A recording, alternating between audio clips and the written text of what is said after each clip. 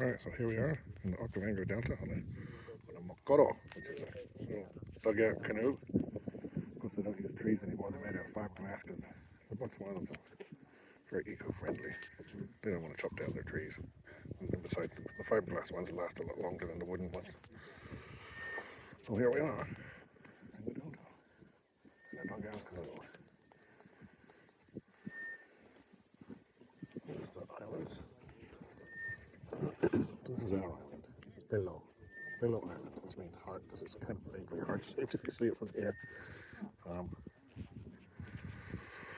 Lots of lilies and wee little grasses and stuff. So the little round islands, of which I don't really see one here right now, but there's some over there.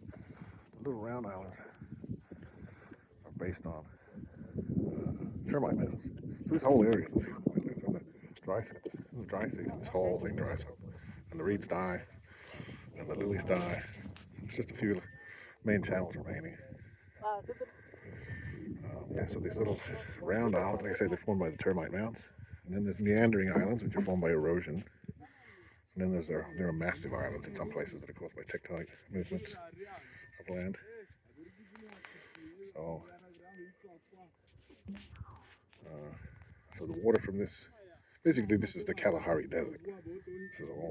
This is like desert in the dry season, and in the wet season it fills up with water during the good rains.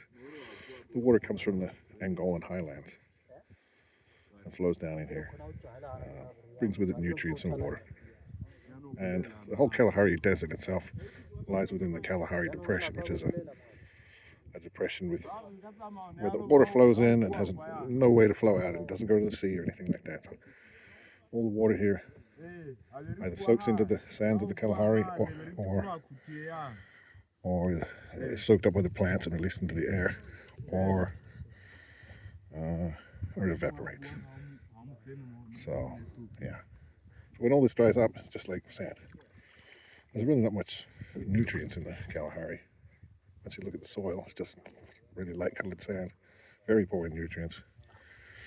So all the nutrients come from the erosion in the mountains of the Angolan highlands. You know, it brings with it some minerals and things like that. So yeah, that's how it kind of works here. You can see one of these little round islands. These are based on one thing they all have in common is their termite mounds in the middle.